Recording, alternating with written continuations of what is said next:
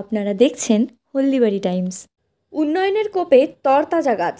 হলদিবাড়ি শহরের এমন ঘটনায় ক্ষোভ জমেছে পরিবেশ প্রেমীদের মধ্যে। জানা গিয়েছে, পৌরসভার উদ্যোগে শহরের বিভিন্ন ওয়ার্ডে নতুন করে নিকাশি নালা তৈরির উদ্যোগ নেওয়া হয়েছে। হলদিবাড়ি থানা থেকে হলদিবাড়ি হাই স্কুল পর্যন্ত নিকাশি নালা তৈরির কাজ শুরু করা হয়েছে।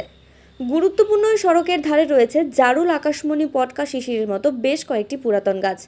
নালা তৈরির জন্য সেসব গাছের গোড়ার মাটি কেটে নেওয়া হয়েছে। এতে গাছের গোড়া দুর্বল হয়ে যায়।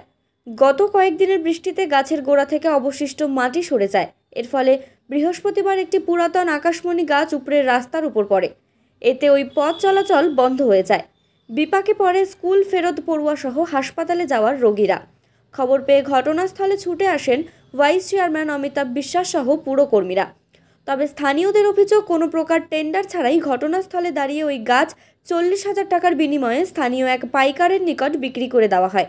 পুরসভা সূত্রে খবর, প্রায় 225 মিটার দীর্ঘ ওই নালাটি তৈরি করতে খরচ হবে প্রায় 11 লক্ষ টাকা। পুরসভার ভাইস চেয়ারম্যান অমিতাভ বিশ্বাস বলেন, গাছটি দ্রুত সরিয়ে না ফেললে ওই পথে যাতায়াতের সমস্যা হচ্ছিল, তাই দ্রুত গাছটি সরিয়ে ফেলার ব্যবস্থা করা হয়েছে। স্থানীয় পরিবেশপ্রেমী সুমন দাস বলেন, ওই নিকাশি নালা তৈরির জন্য আরও 7টি গাছ বিপজ্জনক অবস্থায় রয়েছে। গাছ লাগানোর পরিবর্তে পুরাতন গাছ ধ্বংস করা হচ্ছে। যে কোনো দিন বাকি গাছগুলিও উপরে রাস্তার উপর পড়ে যাবে বলে আশঙ্কা তার। অ্যাকচুয়ালি গাছগুলো উপরে নিজের থেকে পড়ে যাচ্ছে না, ড্রেনটা হচ্ছে ভালো কথা। এবার গাছগুলোকে অ্যাভয়েড করে পাশ দিক দিয়ে ড্রেনটা করা যেত, তো সেইভাবে না করে যেভাবে ওখানে গর্ত করে রাখা আছে, তো অ্যাকচুয়ালি দেখে যেটা মনে হচ্ছে যে ওই গাছগুলো যাতে পড়ে যায় সেই জন্যই গর্তগুলো করা হয়েছে।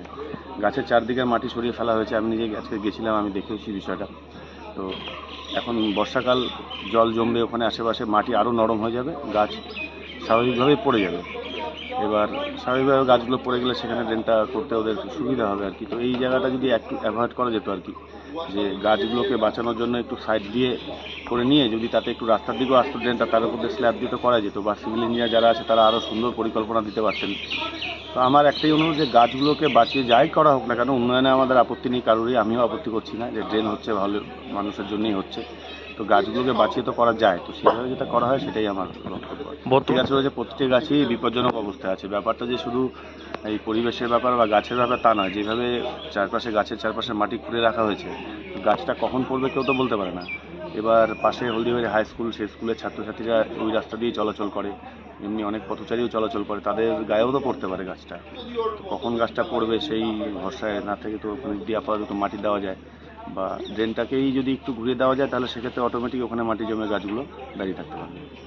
আমি চাচ্ছি যে ড্রেন হোক, অবশ্যই হোক, কিন্তু গাছগুলোকে বাঁচিয়ে হোক। বিভিন্ন জায়গায় সেরকম হচ্ছে, সেরকম পরিকল্পনা করা হচ্ছে। যারা সিভিল ইঞ্জিনিয়ার আছেন তারা ভালো পরিকল্পনা দিতে পারবেন, এবং স্বাভাবিকভাবে যেটা আমাদের সাদা চোখে দেখে মনে হচ্ছে যে গাছগুলোকে বাঁচিয়ে ড্রেনটা করাই যায়। খুব একটা যে বেশি তাতে খরচ হবে এমনটাও না, যে খরচ খুব বেশি হয়ে যাবে। ঠিক যেখানে ড্রেনটা হচ্ছে তার থেকে একটু যদি, যেখানে গাছগুলো আছে ওখানে একটু কার্ভ করে যদি দেয়, এবার তাতে যদি একটু রাস্তার দিকেও আসে ড্রেনটা, তাহলে সেক্ষেত্রে তার উপর একটা স্ল্যাব দিয়ে দেওয়া যায়, স্ল্যাব দিয়ে আবার সমান করে দিয়ে উপর দিয়ে রাস্তা হয়ে যাবে। এইভাবে যদি করা যায় বেটার আমার মনে হয়। আপনার পরিচয়? আমার নাম, আমি সুমন দাস, আমি স্পোরের সদস্য।